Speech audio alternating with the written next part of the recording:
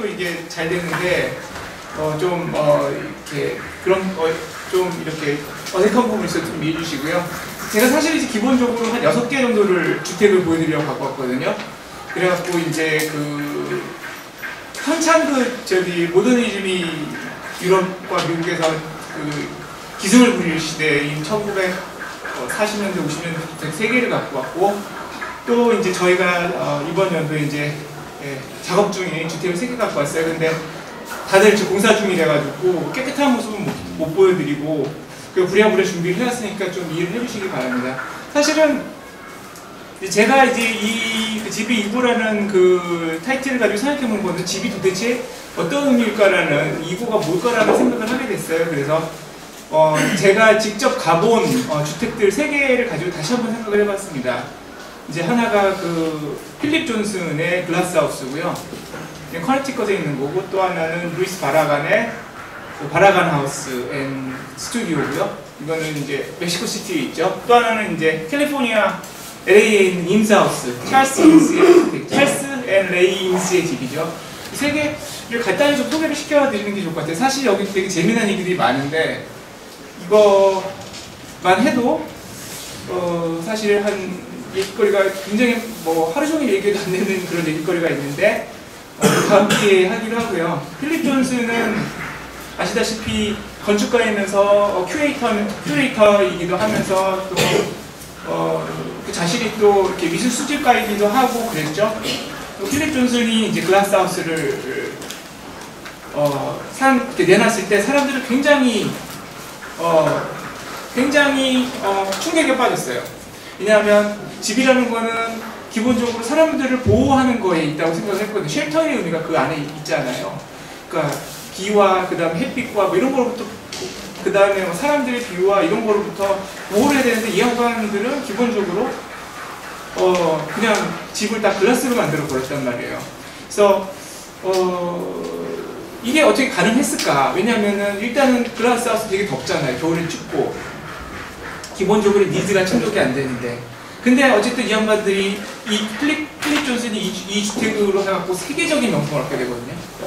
근데 이제 또 백그라운드 얘기를 하자면, 사실 이 글라스하우스 이전에 미스 반데로웨가 이제 판스 워스하우스라고 해서 시카고 근교에 있는 유리집을 하나 계획을 하는 게 있었어요. 1947년에. 근데 이제 필립 존슨이 아까 말씀드렸지만 큐레이터라고 했잖아요. 뉴욕에 있는 모바의 건축 큐레이터였었는데, 그때 1947년에 이 미스 반데로웨의 건축조를 준비를 해줘요. 그리고 그때 미스 반데로웨의 글라스하우스를 봤어요. 그리고 그거에 영감을 받은 자기가 글라스하우스를 지은 거예요. 그래서 이 필립 존슨이 글라스하우스를 지었을 때는 1947년도에 완성을 했거든요. 그러니까 보고 나서 2년 있다가 지은 거죠. 근데 이제 미스는 이게 여러 가지 이제 판스워스 클라이언트가 이제 판스워스라는 여자 의사분이었는데, 이분들이랑 소송이 굉장히 많이 붙어요. 여러 가지 문제로 인해서. 원래 둘이 연인 관계였는데, 원래 연인 관계가 한번 깨지면 아주 애증의 관계로 돌아서잖아요. 그래갖고 아주 그냥 굉장히 둘 다 상처를 입고, 어쨌든 어쨌든 짓는데 필립 존슨보다는 한 3년 있다 짓게 돼요. 그게 둘이 그렇게 트러블이 생긴 이유는, 그러니까 판스워스 여사하고 그 다음에 미스 반데로웨가 이렇게 트러블이 생긴 이유는 저는 근본적으로 간단하다고 생각을 해요. 일단은 집이 기본적인 니즈를 충족을 못 시키니까, 그러니까 또 이렇게 가려주는 것도 있고, 그 다음에 좀 이렇게 온도도 좀 타단해주고 이런 니드가 있어야 되는데, 그런 거를 전혀 충족 못 시켜주니까, 이제 그리고 또 너무 자기 마음대로 하려고 그러니까 이제 화가 났던 것 같은데, 근데 어쨌든 필립 존슨이 먼저 글라스하우스를 만들고 미스 반데로웨를 불렀어요. 자랑하려고 부른 거죠. 자랑. 그래서 이제 자랑하려고 불렀어요. 그랬더니 미스 반데로웨가 그래서 거기서 이제 글라스하우스에 하룻밤을 자고 가거든요. 글라스하우스에서 하룻밤을 자고 가면서 제일 처음 글라스하우스에서 많은 예술하고 건축하는 사람들, 그 다음에 문화적인 사람들이 자고 갔는데, 거기서 제일 첫 번째로 장 건축가라 그래요. 그리고 나서 이제 한 얘기가 이제 뭐냐면은, 여기 이쪽에 코너가 이렇게 보이시나요? 이 코너? 이 코너를 나는 이거보다 훨씬 더 잘 만들 수 있어. 그러고 갔어요. 나중에 어떻게 그게 잘 만들어졌는지.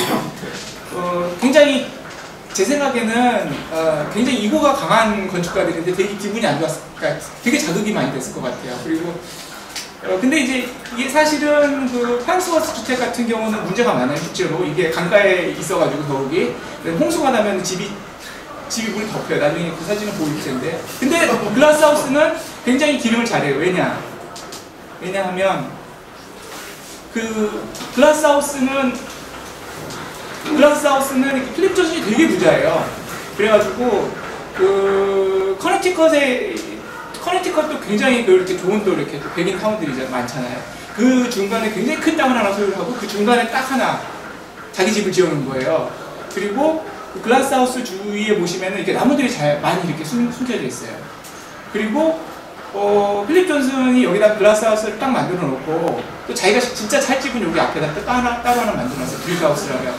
여기는 그냥 가서 즐기는 데예요. 네. 그러니까 어떻게 보면은 자기 자신을 과시하기 위해서 만든 주택이라는 거죠. 그러니까 실제로는 주택이 그 기능을 충족한다기보다는, 근데 이제 아까 말씀드린 그 코너 중추가잖아요. 근데 이제 이런 이제 글라스를 하면서 건축적으로는 유리라는 거에 그 개념을 많이 확장을 시켜줬어요. 왜냐하면 유리는 실제로 우리가 투과하는 재료일 뿐만 아니라 발사하는 재료기도 하고, 그래서 그 주위와 오히려 잘 조화될 수 있는 그런 어떤 재료이기도 하거든요. 그러니까 어떻게 보면 좀 서로 반대되는 개념을 하나의 그 몸체가 갖고 있는 그런 재료이기도 한데, 그래서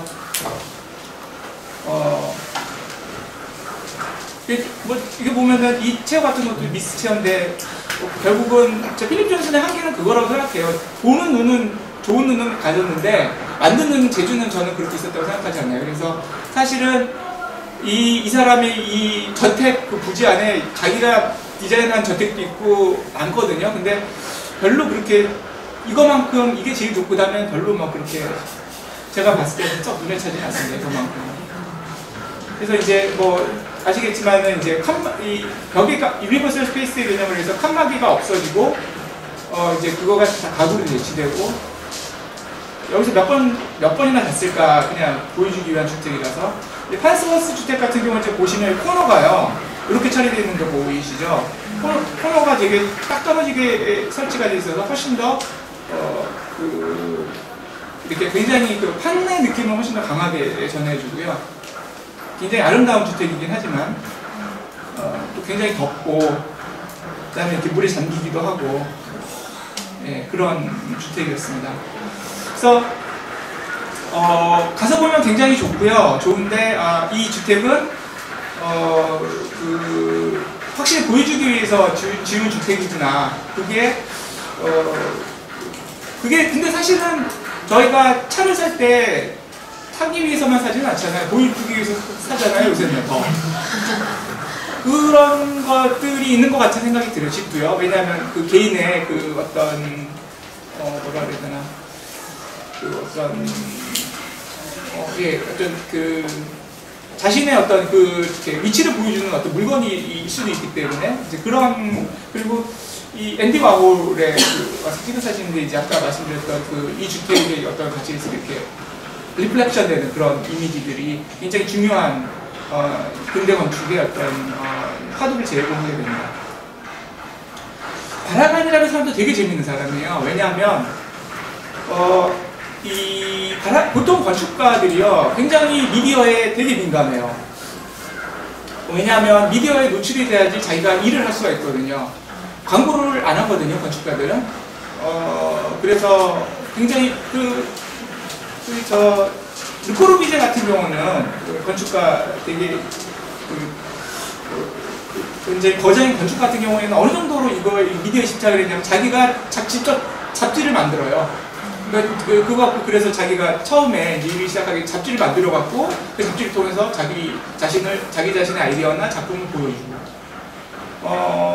근데 바라간은 전혀 그런 데 관심이 없는 사람이었어요. 왜 관심이 없었는지는 제가 이 사람의 집을 가서 보고 이 사람은 원래 이런 사람이구나라는, 저는 좀 이상하게 생각했어요. 왜냐하면 이 당시에 그 바라간이 이 집을 지을 당시에 47세였거든요. 47세였는데 그 당시에는 그 멕시코가 어떤 상태였냐면 지금은 우리 멕시코 생각하면은 별로 이렇게 그냥 후진국보다는 중진국 정도로 생각하잖아요. 근데 거의 그때 당시 선진국 문턱까지 올라가 있었어요. 1968년에 멕시코에서 올림픽 한 거 아시죠?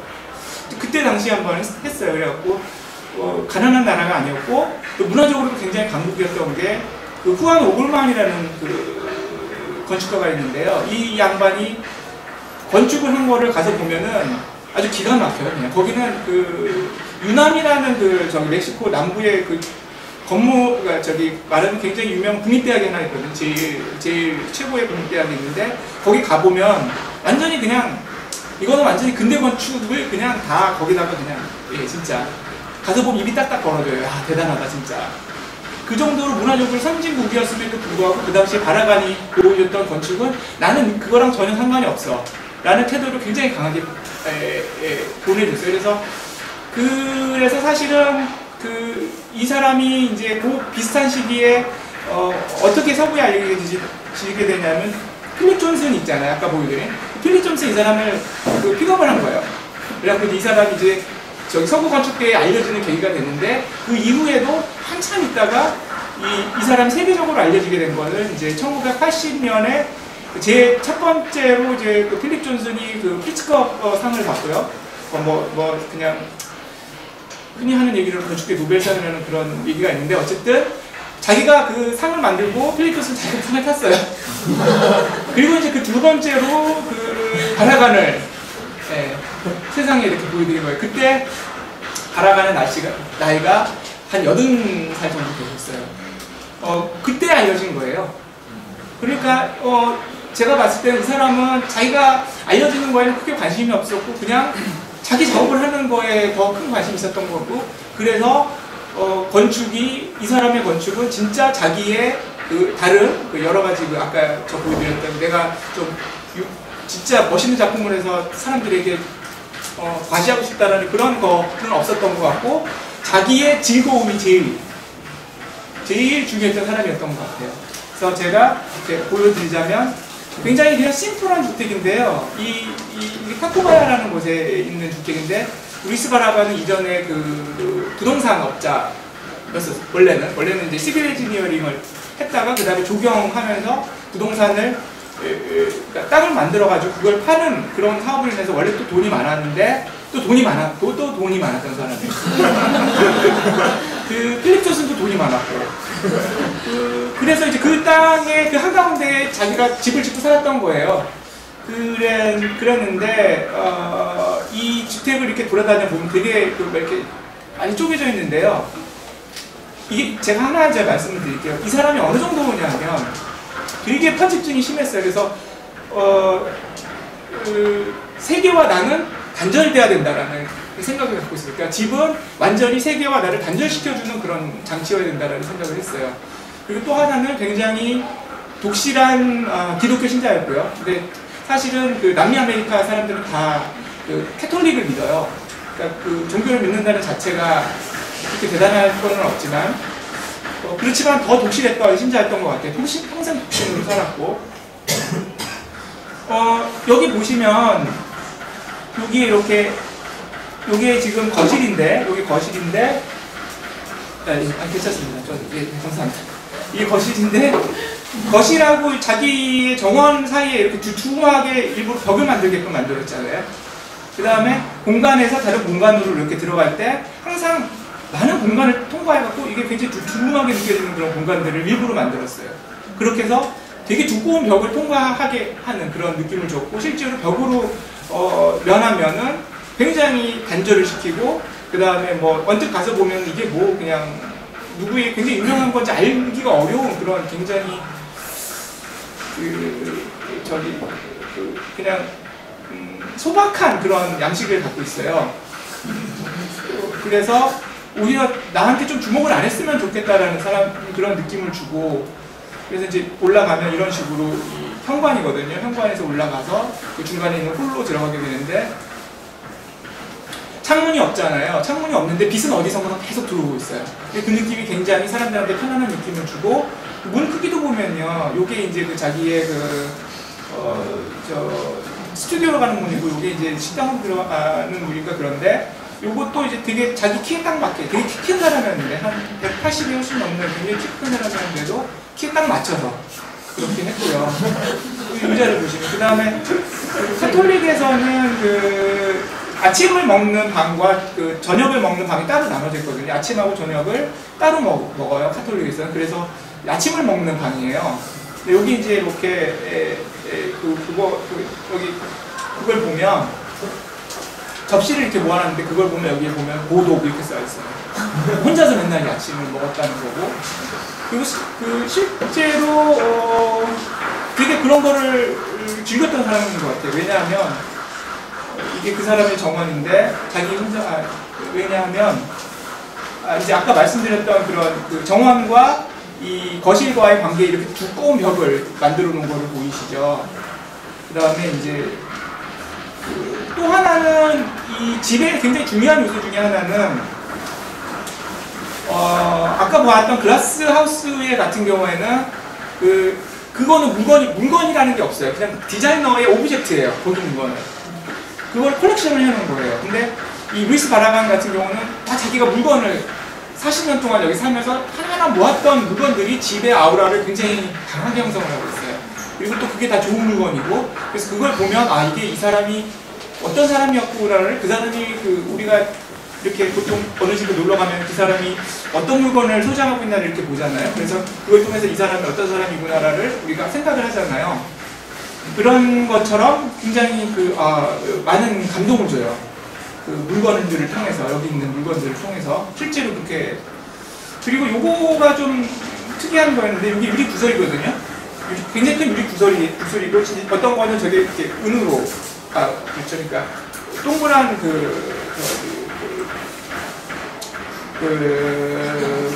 거울 군데 여기 이렇게 딱 앉아 있으면 자, 이쪽에서 어떤 사람이 들어오는지 다 볼 수가 있어요. 그 방마다 저런 게 있어요. 되게 그거를 감시를 하고 싶었던 거예요, 이 사람이. 그러니까 모르겠어요. 어렸을 때 어떤 심리적인 외상이 있었는지 모르겠는데 굉장히 그런 태도를 갖고 있는 걸 보면서 저는 대단하다 이런 생각을 하게 됐어요.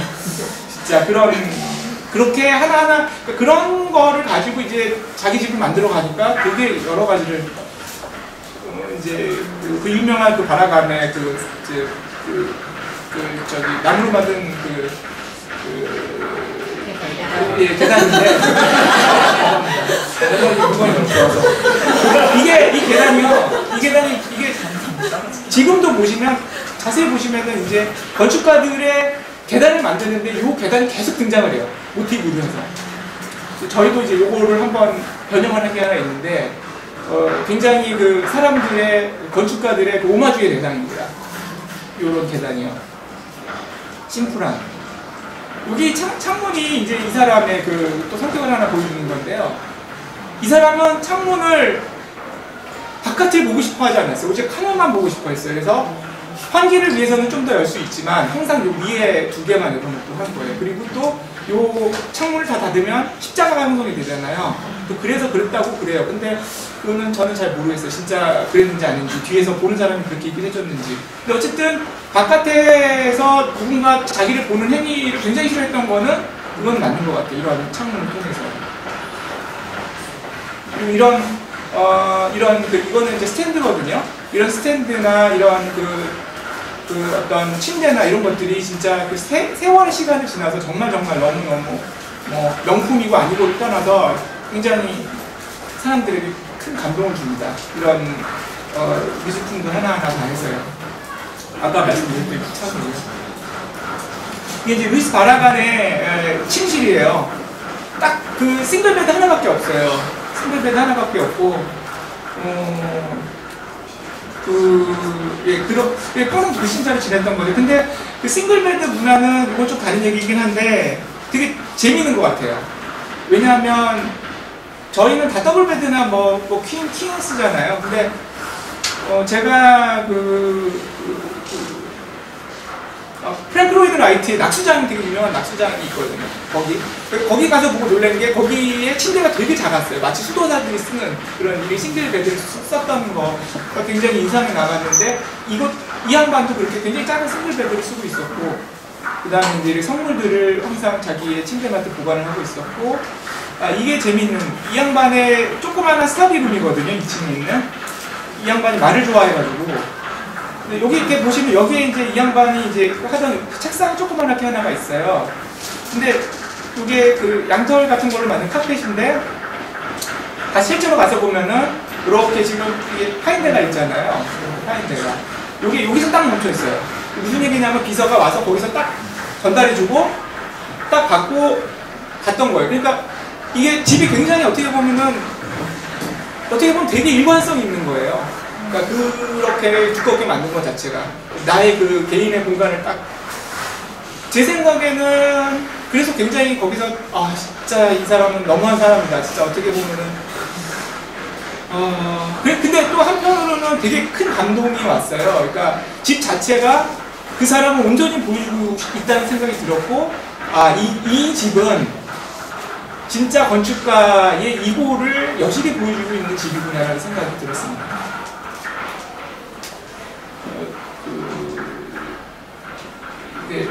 이런 많은 비어진 공간들, 임스 하우스를 이제 보여드릴 텐데요. 제가 시간을 좀 보면서 하겠습니다. 아직 이렇게 조금 더 말씀드려도 될 것 같아요. 원래 남으신 얘기하는 게 재밌으니까. 임스는 굉장히 제가 봤을 때는 되게 좋은 삶을 살았던 것 같아요. 이전에 보여드렸던 그 두 주택이 마스터피스이긴 한데, 예를 들어 판스벌스 하우스나 글라스 하우스나 그리고 바라간 하우스는 스케일의 차이는 있을망정 한 사람을 위한 주택이에요. 근데 생각해보면은 우리가 집이라는 거는, 제가 이번에 드림 플라이어크에 내려가서 어떤 전시를 봤는데, 건축이란이라는 어떤 그 설문지를, 건축이라는 거라는 거를 어느 분이 이렇게 해놨어요. 그러면 이제 건축이라는 거가 이렇게, 예를 들어서 페이퍼가 이렇게 동그란 페이퍼가 있는데, 그러면은 사람들이 거기다 건축이란 뭐뭐뭐다라고 써서 거기다 붙여놓는 거예요. 대부분의 아이디어는 건축에 등장하는 거는 예를 들어서 영희, 철수, 하트, 그 다음에 이렇게 있고 가족들이 이렇게 있는 모습이었었어요. 그게 사실은 집에서 가장 먼저 충족돼야 되는 그런 요소였던 건데, 그거를 제일 잘 보여주는 그런 주택이었던 것 같아요.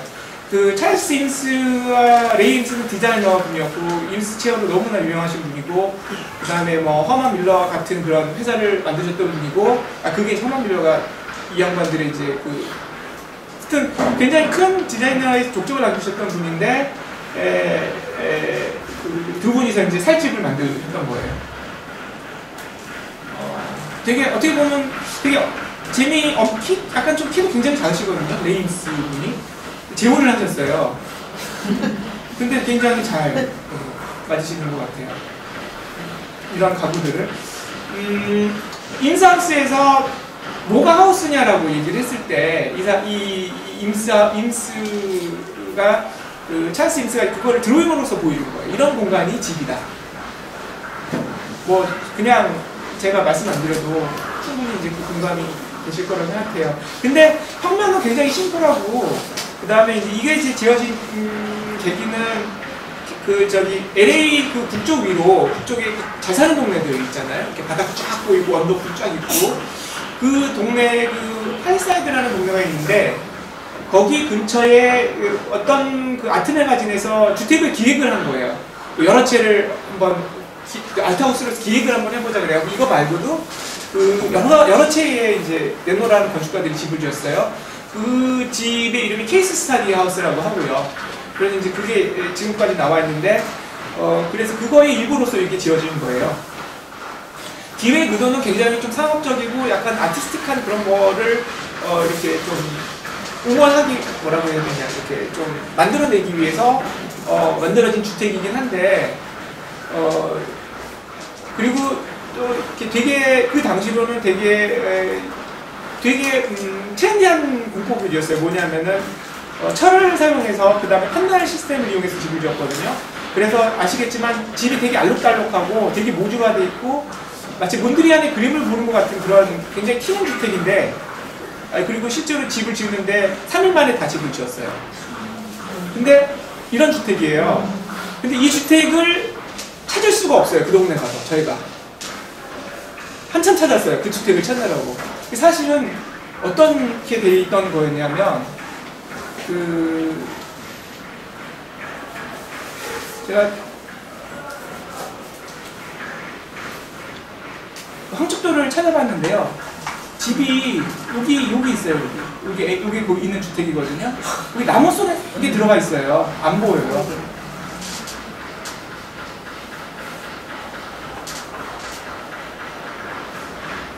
그러니까 사실은 디자이너로서의 어떤 그 느낌을 전달할 수 있는 주택이면서도 자신의 프라이버시는 굉장히 완벽히 가려주는 그런 주택이었고, 실제로 이 그 주택을 설계했을 당시에 그 스케치를 보면 이 박스가 이렇게 있고요. 그 앞에 나무들이 빽하게 스케치가 되어 있어요. 아마 있는 나무들이었던 것 같아요. 그런 것들이 그러니까 적어도 어떻게 보면은 여기도 비슷한 그 글라스도 굉장히 적극적으로 쓰이고 철 쓰고 있고, 그렇지만 집을 대하는 그런 건축가의 아이디어는 굉장히 튀었던 거죠. 그래서 이 두 분들은 굉장히 물건을 사랑하시는 분들이었었어요. 건축가들은 보통 물건을 별로 안 좋아해요. 그 물건들이 자신의 작품을 해친다고 생각을 하거든요. 근데 이분들의 주택은 이 물건들로 아주 좋은 물건들이 꽉 차 있고, 그래서 사실은 그 물건들이 다 조화롭지는 않아요. 그런데 그 물건들이 집을 꽉 채우는 그런 풍경들이 굉장히 아름답습니다. 보시면 사실은 그 물건들이 채우고 있는, 그래서 이분들이 그동안 이 물건들이라는 건 사실 이 양반들이 기억이거든요. 그래서 그런 물건들이 집안을 꽉 채운 모습들을 가서 보면 또 다른 굉장히 큰 감동이 몰려와요. 그래서 이제 제가 이 주택에서 이제 말씀을 드리자면, 이 주택에서 2호라는 거는 그 사람들의 이렇게 딱 뭐 한마디로 정의할 수는 없고, 아까 찰스 임스가 그랬던 그 스케치를 통해서 이 주택의 어떤 2호가 전달이 됐던 것 같아요. 그래서 저희 같은 경우는 좀 그 좌충우돌이에요. 왜냐하면은 저희가 작년에 이제 집을 세 채를 했는데, 그 중에 한 채는 이제 단독주택을 처음 해본 거였어요. 그래서 굉장히 좀 시행착오가 많았고, 그래서 이제 그 과정을 그냥 솔직하게 좀 보여드리면 좋을 것 같아요. 하나가 이제 2번 4분의 1과 3분의 4 주택, 그다음에 흥덕초주택, 미음주택이라는 주택인데, 그걸 한번 시작해 보겠습니다. 어느 분이 이제 저희한테 이제 건축을 해러 오셨는데, 교회 땅이 있고, 교회 땅 위에 이제 이렇게 이쪽에는 개호곡이 흐르고 있어요. 그리고 여기는 이제 나무가 이렇게 저렇게 둘러싸이는 주택이고, 되게 이상적인 거잖아요. 얼마나 이상적이에요. 그래서 주택을 한 60평 규모로 한번 좀 했으면 좋겠다라고 해갖고, 저희가 처음에 이제 그 아이디어를, 그 땅을 보고 이제 이렇게 만든 거예요. 이게 보면은 처음에 여기 어떤 요소들이 이제 보이시죠? 글라스하우스가 보이시지 않으세요? 이거 뭐냐면, 처음에 프로젝트를 하게 되면 건축가가요, 작품을 하고 싶어 해요. 근데 그건 너무 자연스러운 거고, 그리고 여기 만약에 자기 집을 지으시려는 분들은 그걸 또 잘 이용을 하셔야 돼요. 굉장히 열심히 해줄 겁니다. 어쨌든, 예, 근데, 그리고 나서 이제 건축주가 너무 추울 것 같아요. 얘기를 하셨어요. 그래서 저희가 다른 안을 만들었어요. 그때는 이제 어떤 건축주가 이제 제안하셨냐면, 여기가 만약에 제가 한 사람을 더 데려오면 설계비를 좀 더 싸게 해주시는 네, 싸게 해드립니다. 그냥 컴보로 더 데려오셨어요. 자기 절친한 친구분. 그래가지고 두 채를 짓게 된 거예요. 근데 이 두 분의 그 성향이 많이 틀리세요. 한 건축은 굉장히 외형적이고 약간 화려하고 과시를 하시는 걸 좋아하시고, 그래서 제가 처음에 그 글라스하우스 같은 거를 보여드렸을 때도 좋다라고 얘기를 하셨어요. 단지 추운 거가 걱정해 주셨던 거죠. 저희도 생각해보니까 감당이 안 될 것 같아요, 나중에. 특히 판스워스 하우스 케이스를 보고 더 그 공포가 심해졌어요. 이거 아주 소송당하면 어떻게 하지? 그래서 굉장히 좀 보수적으로 바꿨습니다. 근데 어쨌든 두 집이 굉장히 친한 집이고, 여러 가지 의미가 있어요. 주택을 두 개를 같이 한다는 거는 그냥 집을 하나 짓는다는 거는요, 근본적으로 굉장히 인위적인 그런 행위가 되게 앞에요. 그러니까 내가 어떤 좋은 뷰를 위해서 창을 뚫고 뒷집을 향해서는 그냥 벽을 그냥 쳐서 법률이 최소한으로 규정하는 한도의 어떤 그 공공성만 확보를 하지, 내가 이거를 남을 위해서 내주겠다라는 생각은 보통 잘 안 하세요. 근데 이제 같이 집을 짓게 되면 같이 내 뒷담이지만 그걸 같이 공유를 어떻게 하면 할까라는 생각을 하시게 되는 거예요, 자연스럽게. 그러면서 공간이 더 풍부해지고 더 재밌어지고 그러는데, 어쨌든 이제 그렇게 이제 진행을 했어요. 근데 이거가 이제 지형을 이용한 그런 거였었거든요. 보시면은 이제 이렇게 보시면 이제 좀 하나는 내려가 있고, 그 다음에 땅이 지형이 있기 때문에 지형에 따라서 이렇게 단단단단져서 내려가는, 건축가들이 선호하는 타입이에요. 근데 이제 이거를 보시고는 이제 또 걱정을 하시냐면, 단연간의 이제 그 전원주택 경험으로 땅 밑에 집을 어느 정도라도 파묻는 거는 안 좋다, 곰팡이 냄새가 난다, 굉장히 강력하게 반대를 하셨어요. 그래갖고 저희가 다시 이제 계획을 하게 됩니다.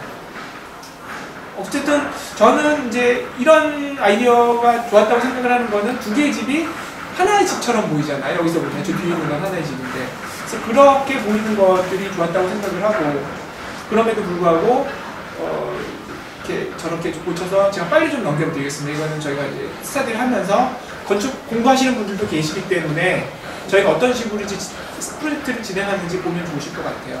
그래서 이제 이것도 약간 글라스하우스의 어떤 그 흔적들이 남아있어요. 이렇게 브릿지로 연결해가지고 경관을 막 드라마틱한 경관을 만든다든지, 예, 멋있는 공간을 이런 식으로 이렇게 했는데, 한 번 더 이제 계획해서 결과적으로는 굉장히 이렇게 컴팩트한 주택 두 개가 나오게 됐어요. 여러 가지 실질적으로. 그리고 그게 평평한 땅 위에 얹히게 됐고, 근데 이제 여기서 이제 어떤 변수가 있냐면, 이제 시공비에 대해서 이제 걱정을 하시게 됐는데, 특히 이 뒷집에 오신 분들은 사실은 크게 생각은 없으셨던 것 같아요. 근데 그냥 친한 친구 같이 살자 그러니까 왔는데, 충분히 예산이 확보되어 있지가 않으신 거죠. 그러니까 얼떨결에 오셔갖고. 그래갖고 처음에 이제 한 50평 짓기로 했던 게 그 10평을 이쪽에서 띄어간 거예요.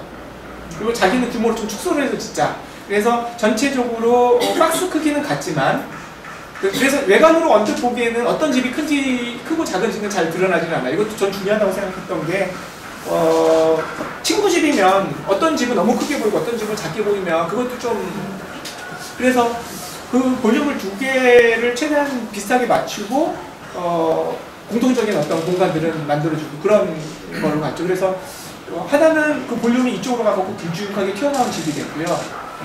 하나는 외부로 좀 더 많이 열려있는 집이 되고, 하나는 또 내부로 좀 더 이렇게 많이 이렇게 열려있는 그런 두 개의 집이 됐습니다. 그래서 1층 부분에 이제 말씀드리자면, 이제 약간 과장된 공간들이 있어요. 주택으로는 여기에 예를 들어서 여기 진입하는 부분이 굉장히 높고, 그 다음에 이제 들어오면 굉장히 높은 현관이 있고, 또 들어오면은 어떤 전시를 위한 그런 어떤 벽이 나타나고, 그런 거는 사실은 주택을 위한 요소들은 아닌데, 뭐 어떤 다른 상업 공간에서 표해주는 그런 연출 방법이긴 한데, 그래도 이분들의 성향과 그게 잘 맞았던 것 같아요.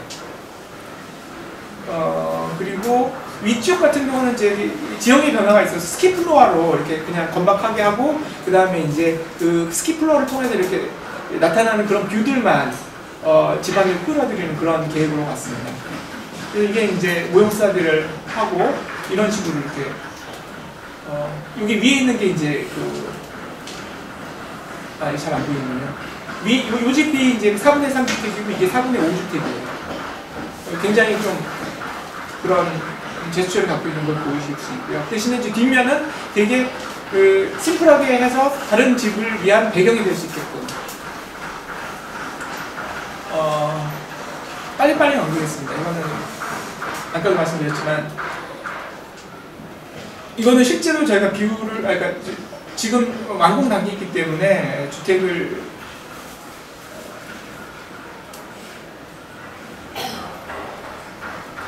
굉장히 많이 넣네요.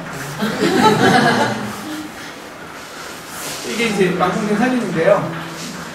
스토로 완공을 했어요. 그러니까 그거는 이제 예산상의 문제가 있었고 저희도 좀 다른 데서 쓰고 싶었는데 예산에 있어서 한번 저희가 복도를 그동안 계속 썼기 때문에 다른 재료를 한번 써봤으면 좋겠다. 좀 저렴한 재료를 스토를 썼는데 굉장히 튀어요.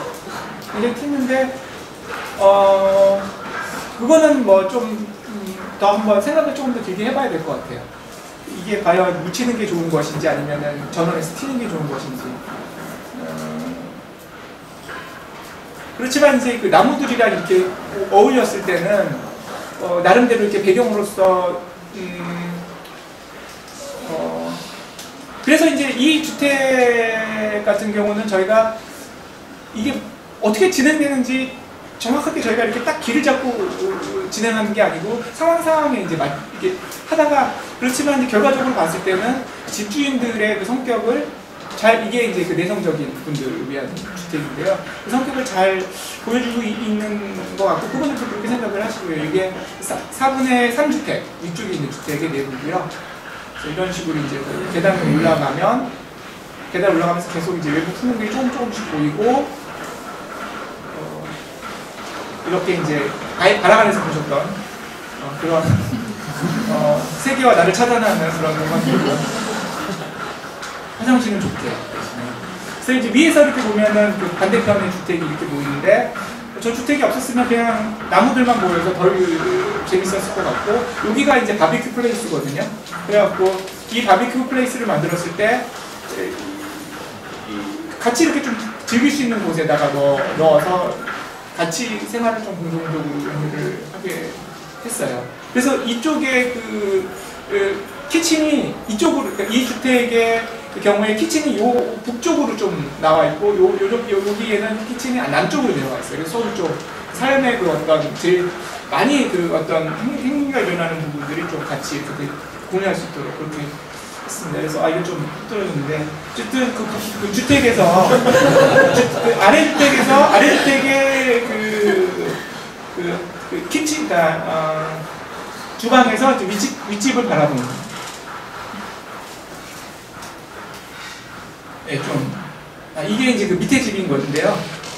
이게 그 들어오는 입구예요. 되게 좀 높고, 이제 들어오면 이렇게 높은 천창을 가진 여기가 있고, 또 들어오면 이렇게 아까 말씀드렸던 그런 전시 공간, 물건을 디스플레이하는 그런 쉘브들이 있고요. 그래갖고 이게 이제 아까 말씀드렸던 바라가는 원래는 이게 핸드레일이 없었거든요. 근데 갔더니 시공자분이 달아놓으셨더라고요. 건축주가 달아달라고 그러셔가지고 원래 없어도 되는데 하여튼 그렇습니다. 네. 침실에서 바라보는 모습이고요. 이 주택이 이제 이것도 이제 굉장히 좀 저희 입장에서는 되게 저희 에고가 많이 들어간 주택이에요.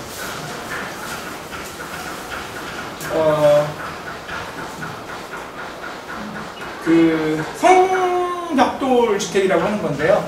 이게 성벽 밑에 있어요. 그래서 굉장히 사이트가 강해요. 그리고 이게 땅이 굉장히 큰 땅이고 저쪽으로는 도시가 내려다 보이는데 저쪽 도시는 별로 아름답지 않은 도시고 이쪽 도시는 성벽이 있어서 되게 근사한 도시인데 북쪽이고 향은 안 됐고 그리고 프라이버시 문제도 있고 사람들이 이 성벽 위를 이렇게 산책을 하거든요.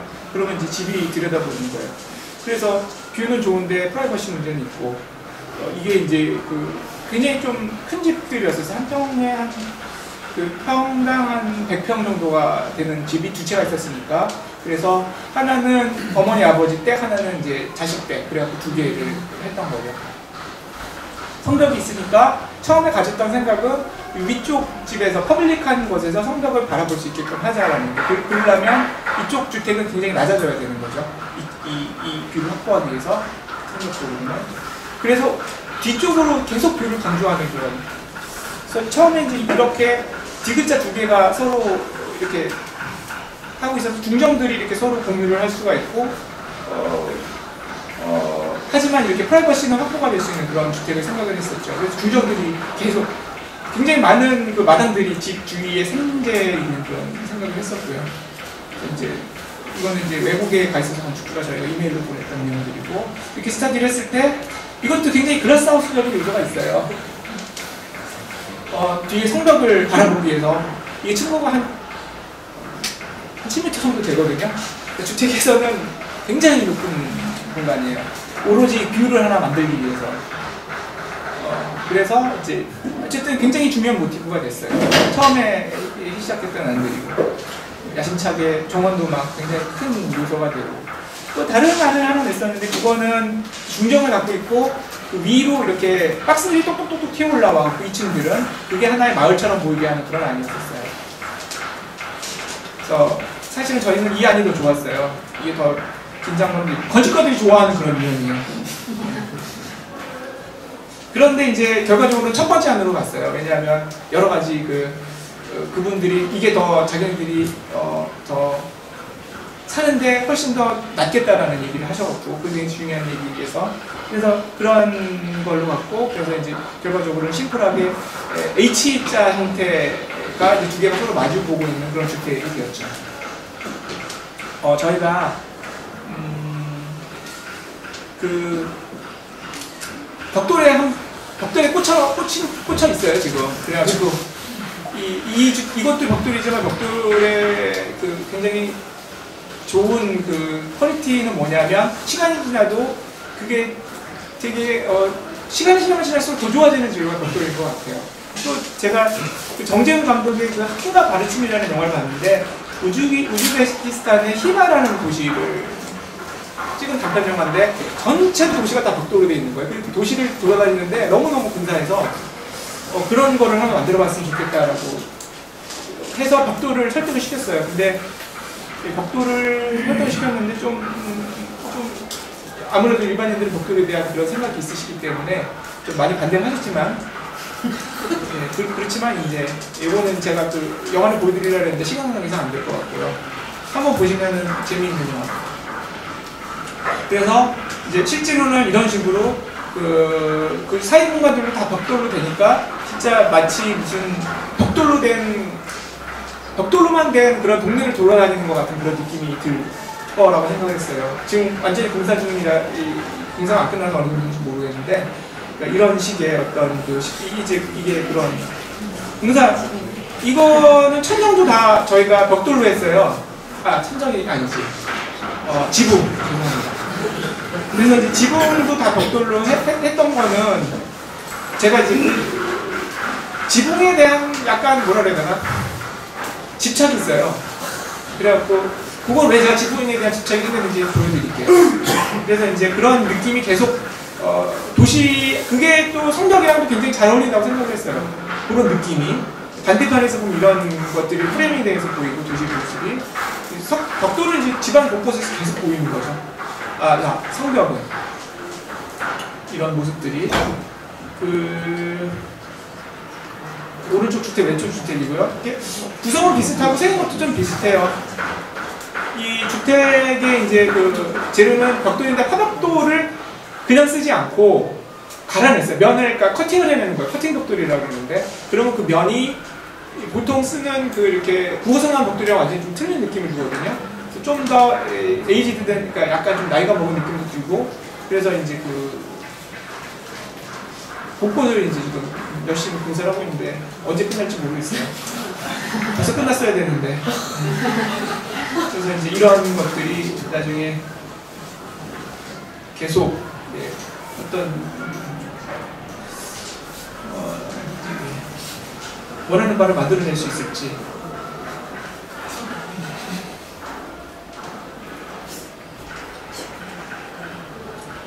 지붕에 대한 거죠. 지붕에서 보면 이렇게 보여요. 도시라는 스파크 지붕이. 이쪽 면에서 보면 이제 지붕통이 이렇게 보이고요.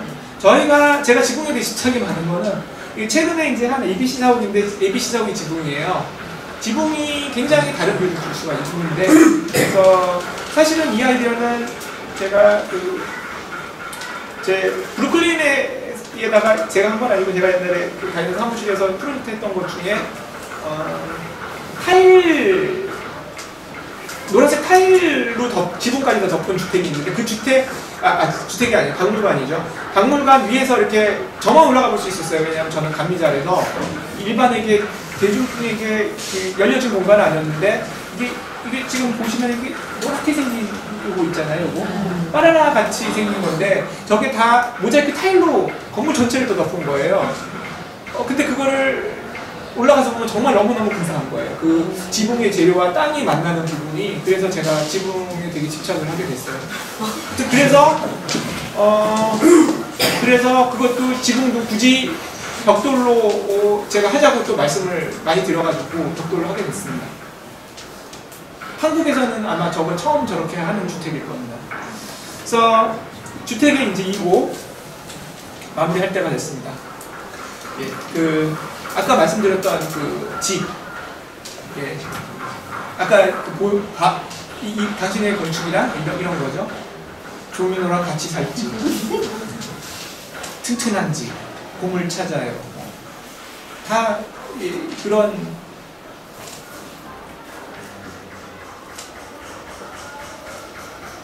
많이 했죠. 고생을 많이 하죠. 저희가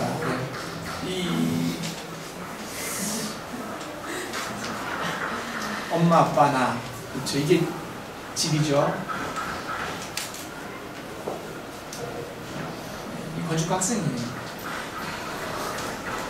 키 크지. 우는 선생님께서 이런 것도 하시니까.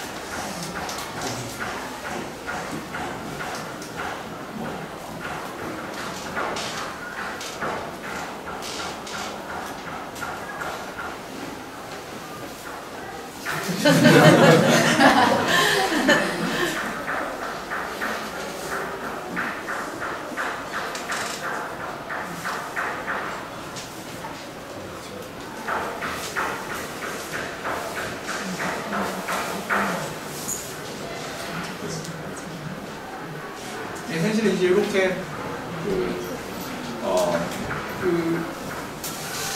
마무리 조금 더 내용이 있는데 여기서 그냥 마무리를 해도 괜찮을 것 같습니다. 네. 좀 더 하셔도 되나요? 좀 더 하시면 네. 좀 더 할까요? 네. 제가 하실 분은 가셔도 됩니다. 이제 사실은 이제 이게 이제 결론을 좀 내야 될 때가 돼서, 왜냐하면 저희가 이제 주택을 보여드렸는데 이런 주택에 가까운 주택을 하나 보여드려야 되잖아요. 그러니까 이제 굉장히 여러 가지 측면이 있는데 이런 생각을 하게 만든 건축이 하나 있었어요.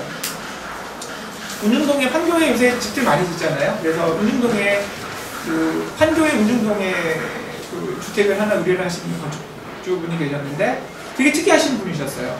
이분은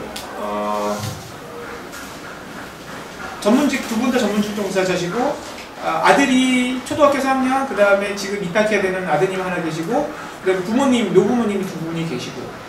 근데 이 집의 크기는 지금 한 50평 정도, 40평 후반대, 큰 집이 아니에요, 절대로. 그런데 자기는 큰 집이 필요 없다고 얘기를 하셨어요. 나중에 평만을 보면 진짜 특이하신 분이라는 걸 이해를 하실 거예요. 자기는 집에, 요새는 뭐 TV를 안 두시는 분들도 많으시지만 TV가 필요 없고 또 거실이 필요 없다고 얘기를 하셨어요. 일단은 제가 어떤 식으로 또 이렇게 작업을 했는지를 보여드릴게요. 요것도 이제 건축에 도움이 되는 그런 얘기죠. 그냥 막 넘겨드릴게요.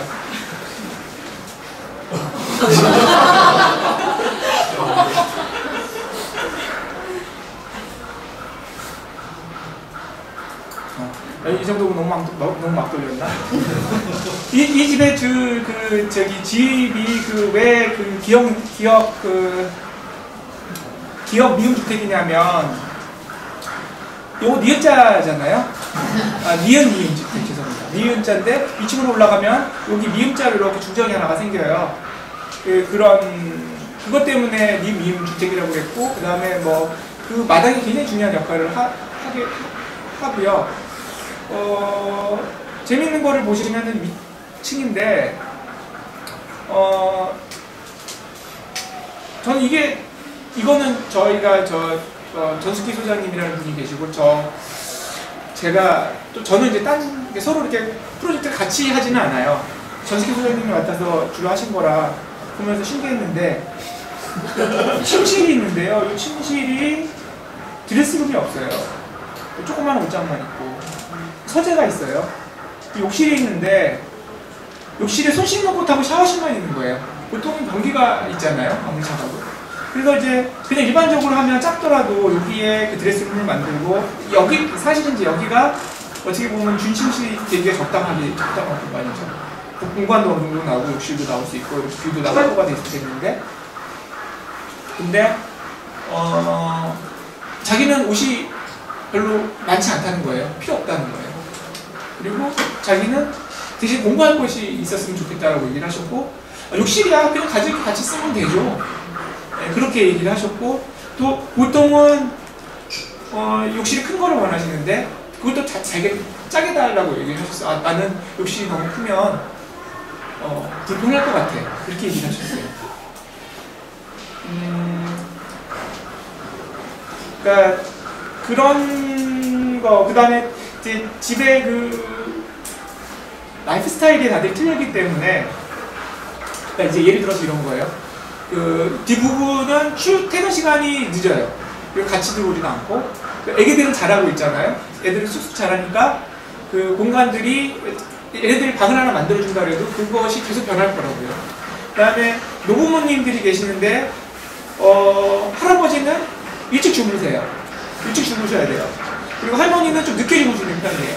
그러니까 가족들이 다 불편해요. 근데 이럴 경우에 최상의 그 솔루션은 뭐냐면, 각각의 사람들한테 방을 하나씩 만들어주는 거예요. 다 독립적으로 생활을 해라. 근데 이제 집이란 무엇이냐라고, 왜 집을 짓느냐라고 이제 물어봤을 때, 건축주들한테, 이분들한테 이제 왜 집을 짓나요? 왜 아파트에 사셨다가 집을 짓기 위해 나오셨는데, 모여 살기 위해서 집을 짓는 거라, 같이 살기 위해서 집을 짓는 거라고 얘기를 하셨어요. 근데 사실은 굉장히 당연한 얘기인데, 이 얘기가 좀 깊은 의미를 줬던 것 같아요, 저한테. 왜냐하면 우리는 같이 살고 있는 것 같은데, 예를 들어서 아파트에서 보면, 뭐 아버지는 소파에서 리모컨 잡고 있고, 그것도 누워서 이렇게. 그 다음에 엄마는, 지금은 요새 핸드폰이지만 옛날에 생각해보면은, 안방에서 계속 하루 종일 전화를 붙잡고 계시고. 애기들은 들어가서 뭘 하는지, 컴퓨터를 하는지 나올 생각을 하지 않고. 그러니까 어떻게 보면 되게 단절된 그런 거죠. 근데 그런 단절된 생활을, 어떤 식으로 같이 모여 살게 할 수 있을 것인가라는 거였죠. 그것도 다른 팩터는 틀린. 그래서 저희는 이제 그러니까 거실 대신으로 가족실을 만들었어요. 가족실은 이렇게 여기서부터 이렇게 올라가면 이게 계단실이 이렇게 되잖아요. 가족실에 이제 계단실이, 그러니까 그 밑에 가족실이 자연스럽게 계단실이 돼서 이렇게 올라오는 거예요.